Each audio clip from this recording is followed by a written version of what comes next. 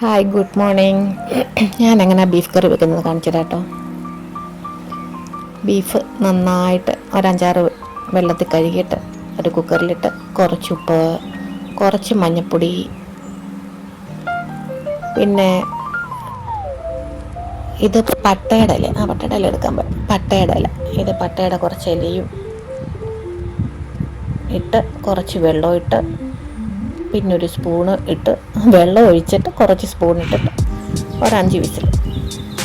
പിന്നെ വേറെ ഒരു പാത്രം എടുത്തിട്ട് ഇത് കശ എന്ന് പറഞ്ഞാൽ ചെറിയൊരു തരി പോലെ, പിന്നെ കുറച്ച് ഗരം മസാല, പട്ട, ഗ്രാമ്പൂ, ഏലക്ക അതും ഇട്ടിട്ട് പിന്നെ കുറച്ച് ആവശ്യത്തിനുള്ള മുളക് പൊടി, മല്ലിപ്പൊടി,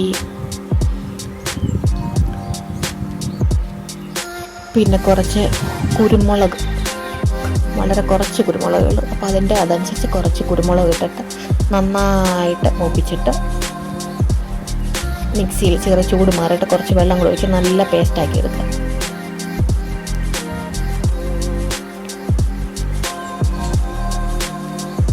പുള്ളി പിന്നെ ഒരു ചട്ടി എടുത്തിട്ട് ഗ്യാസ് കത്തിക്കുക, കുറച്ച് വെളിച്ചെണ്ണ ഒഴിക്കുക. അത് നന്നായിട്ടൊന്ന് ചുറ്റിച്ച് കഴിഞ്ഞാൽ ചട്ടിയുടെ അത് പൊട്ടിക്കത്തില്ല. ഗ്യാസൊക്കെ വെക്കുമ്പോൾ പെട്ടെന്ന് ചട്ടിയൊക്കെ പൊട്ടിക്കീറാൻ ചാൻസ് കൂടുതൽ. പിന്നെ കുറച്ച് കടുകൊക്കെ ഇട്ട് അത് നന്നായിട്ട് പൊട്ടിക്കഴിയുമ്പോൾ കുറച്ച് വെളിച്ചെണ്ണ ഒഴിച്ച് കുറച്ച് കരിവേപ്പില ഇടുക. അതും ഒന്ന് ഇതായി കഴിയുമ്പോഴത്തേക്ക് കുറച്ച് ഇഞ്ചി വെളുത്തുള്ളി പേസ്റ്റ് അത് അരച്ച് വെച്ചിട്ടുണ്ടായിരുന്നു, അതും അങ്ങോട്ട് ഇടുക. അതും ഒന്ന് ചെറിയൊരു ബ്രൗൺ കളർ ആകുമ്പോഴത്തേക്ക് പിന്നെ നമ്മൾ അരിഞ്ഞു വെച്ചേക്കുന്ന ചെറിയുള്ളി, സവാളയും കൂടെ അതിട്ട് ഒരു ബ്രൗൺ കളർ ആകുന്നത് വരെ, ഒത്തിരി ബ്രൗൺ കളർ ആകത്തില്ല, അതിന് മുന്നേ അതും ഒന്ന് ശകല ഉപ്പൊക്കെ ഇട്ട് അതൊന്ന് ബ്രൗൺ കളർ ആക്കിയെടുക്കുക. കുറച്ച് ഉപ്പൊക്കെ ഇട്ട്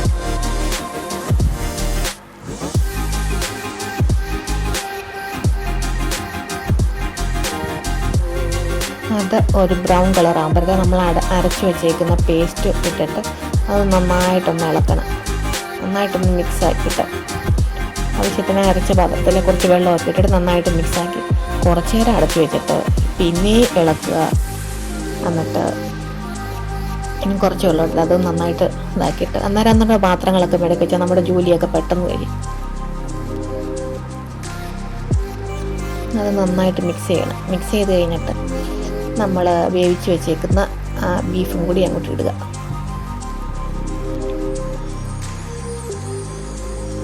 അത് വന്നിട്ട് നന്നായിട്ട് മിക്സ് ചെയ്തിട്ട് നന്നായിട്ട് ഇളക്കണം. ഇളക്കി കഴിയുമ്പോഴത്തേക്ക് ആവശ്യത്തിന് കുറുകി വരുന്ന ആ ഒരു പാകമാകണം. അത് നന്നായിട്ട് ഇളക്കി മിക്സ് ചെയ്തണം. അത് കുറച്ച് ഇച്ചിരി വെള്ളം കൂടുതലായിരുന്നു, അത് ശകല നേരം ഒന്ന് വെക്കേണ്ട വന്നു. പിന്നെ ആവശ്യത്തിന് കുറച്ച് ഉപ്പ് കുറവുണ്ടായിരുന്നു, കുറച്ച് ആവശ്യത്തിന് ഉപ്പ് ഇട്ട് കുറച്ച് നേരം അങ്ങ് അടച്ച് വെക്കുക. പിന്നെ അവിടെല്ലാം ക്ലീൻ ചെയ്ത് പിന്നെ നന്നായിട്ട് തിളച്ച് വരുന്നുണ്ട്, എണ്ണ തെളിയുന്നത് വരെ. പിന്നെ അതിൻ്റെ ഇടയ്ക്ക് പയറുതോരൻ വെച്ചു. ഇത് ഒരു നൂല് പഞ്ചസാര ഇട്ട് കഴിഞ്ഞാൽ എരിയൊക്കെ ഒരു ബാലൻസ് ആകും. പിന്നെയും കുറച്ച് നേരം അടച്ച് വെച്ച് എണ്ണ തെളിയുന്നത് വരെ നന്നായിട്ട് കുറുക്കി വന്നു. എണ്ണയൊക്കെ തെളിഞ്ഞ് അവിടെ ഇരുന്ന പാത്രങ്ങളൊക്കെ വിളക്കി വെച്ച് പിന്നെ കുറച്ച് കരിവേപ്പില, പിന്നെ കുറച്ച് മല്ലിയില, ഇതൊക്കെ ഇട്ട് നല്ല ടേസ്റ്റ് ഉണ്ടായി. ഞാൻ ഉണ്ടാക്കിക്കൊണ്ട് പറയാമല്ലോ, നല്ല ടേസ്റ്റ് ഉണ്ടായിരുന്നു.